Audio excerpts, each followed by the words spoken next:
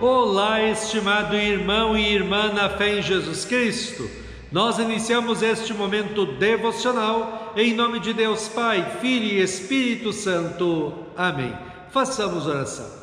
Ó gracioso Deus, como é grande o teu amor por cada um de nós que somos tão pecadores. Te louvamos e agradecemos pelo teu amor que se renova mais uma vez em nossas vidas nesse novo dia.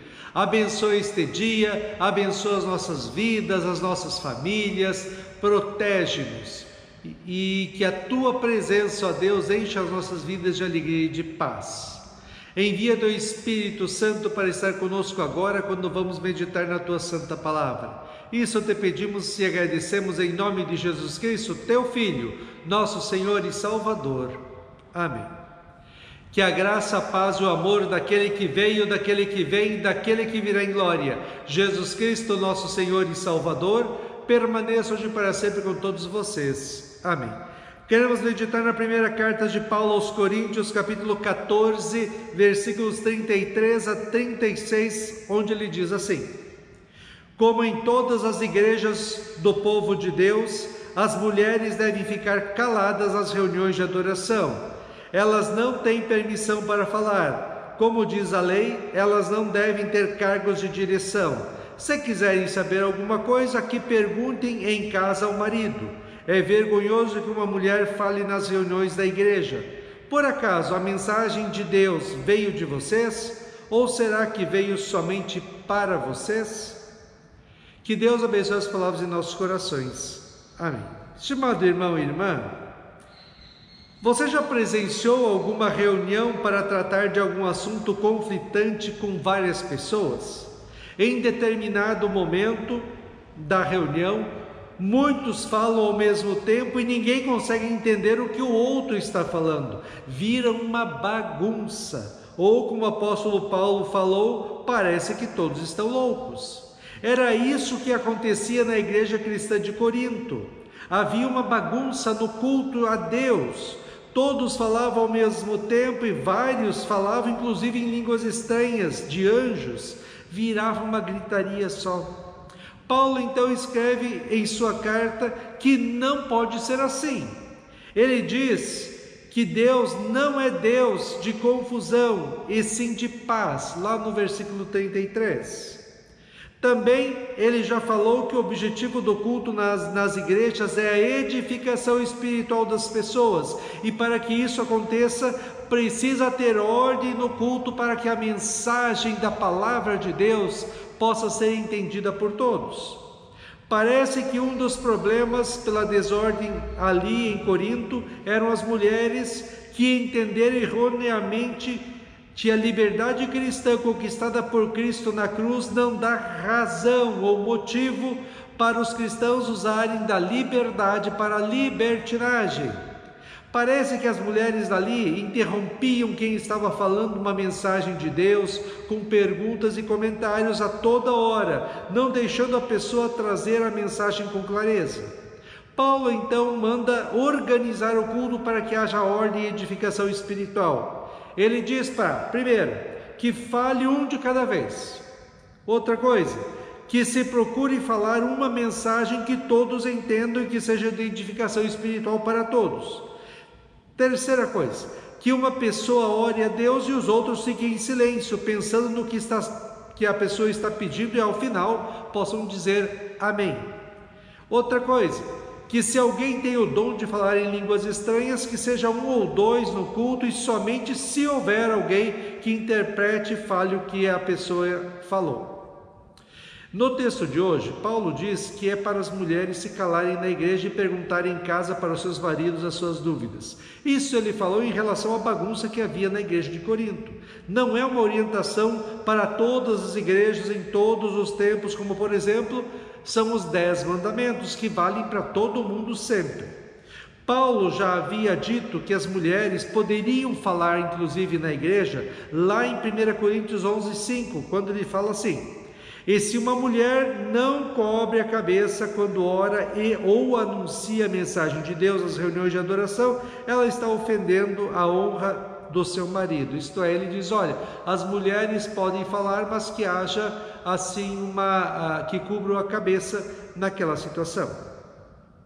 Assim, Paulo está organizando o culto na igreja de Corinto com estas orientações, pois a coisa estava muito confusa e bagunçada ali. Precisamos entender isso para podermos ver o que Deus tem a falar para nós nesse texto hoje. A mensagem que Deus tem para nós cristãos do século 21 é que o culto a Deus deve ser uma coisa organizada e que edifique, console, oriente e alegre as pessoas que estão ali. Todos os momentos em que o povo de Deus está reunido na igreja devem ser momentos para aprender mais sobre o amor de Deus em Cristo. Dizemos que todo culto, estudo bíblico, escola bíblica deve ser cristocêntrico, isto é, precisa ter no centro a mensagem da salvação pela fé em Jesus Cristo como Senhor e Salvador. Aliás, a nossa vida precisa ser cristocêntrica. Jesus Cristo, Filho de Deus, veio ao mundo, sofreu na cruz toda a ira e castigo eternos de Deus no lugar de cada ser humano, para conquistar para todos os que creem nele como seu Senhor e Salvador, o perdão dos pecados, a vida e a salvação eterna. Como diz Efésios 2, 8 a 10. Pois pela graça de Deus vocês são salvos por meio da fé. Isso não vem de vocês, mas é um presente dado por Deus. A salvação não é o resultado dos esforços de vocês, portanto, ninguém pode se orgulhar de tê-la, pois foi Deus quem nos fez o que somos agora, em nossa união com Cristo Jesus. Ele nos criou para que fizéssemos as boas obras que Ele já havia preparado para nós. Na fé em Cristo, como nosso Senhor e Salvador, nós não vivemos mais para nós mesmos, mas vivemos para Deus.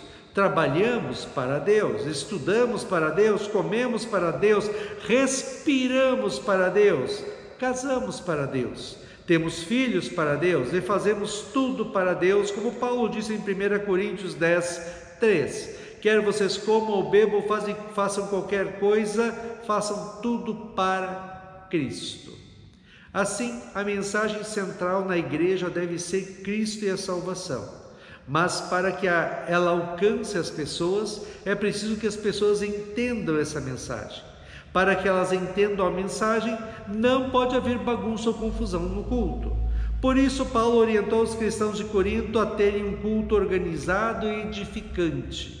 Assim, as mulheres podem e devem servir a Cristo, como os homens devem e podem servir a Cristo junto da igreja, cada um dentro dos dons que Deus deu.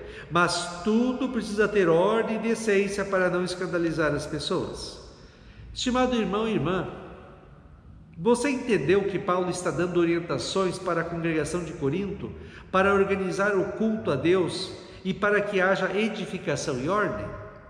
Você entendeu que hoje, tanto homens como mulheres podem e devem servir a Cristo na igreja com o melhor do seu tempo, dons, habilidades e ofertas, conforme as bênçãos e os dons que receberam de Deus? Você entendeu que a mensagem central da palavra de Deus, do culto e da nossa vida cristã é que somos salvos e aceitos por Deus pela fé em Cristo como nosso Senhor e Salvador?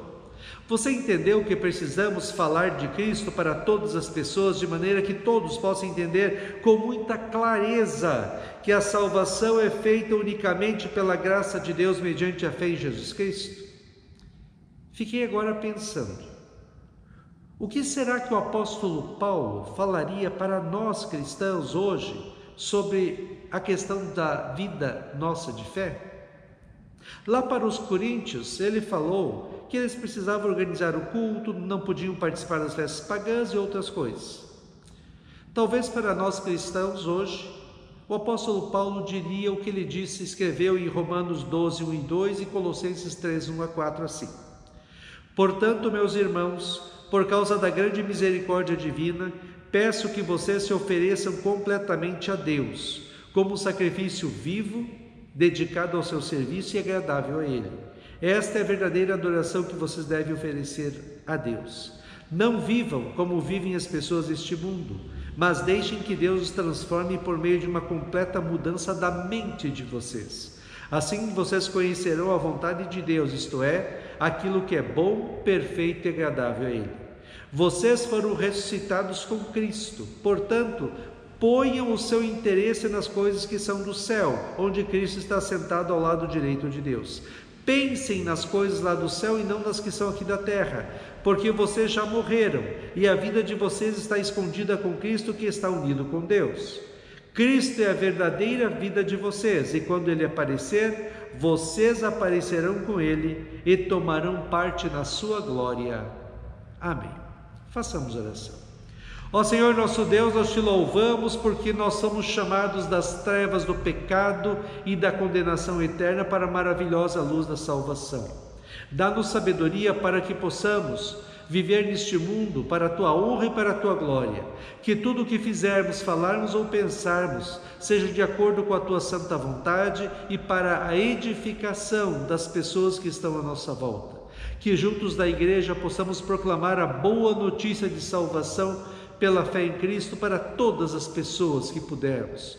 Que possamos ser edificados constantemente pelo ouvir da Tua palavra e pelo participar da Santa Ceia, e que possamos transmitir com clareza para todas as pessoas que Jesus Cristo é o caminho, a verdade e a vida, somente a salvação pela fé nele. Ó Deus, fica conosco neste dia, cuida de nós e dá-nos sabedoria. Isso te pedimos e agradecemos em nome de Jesus. Amém. Receba a bênção do Senhor. O Senhor te abençoe e te guarde. O Senhor faça resplandecer o seu rosto sobre ti e tenha misericórdia de ti. O Senhor sobre ti levante o seu rosto e te dê a paz. Amém.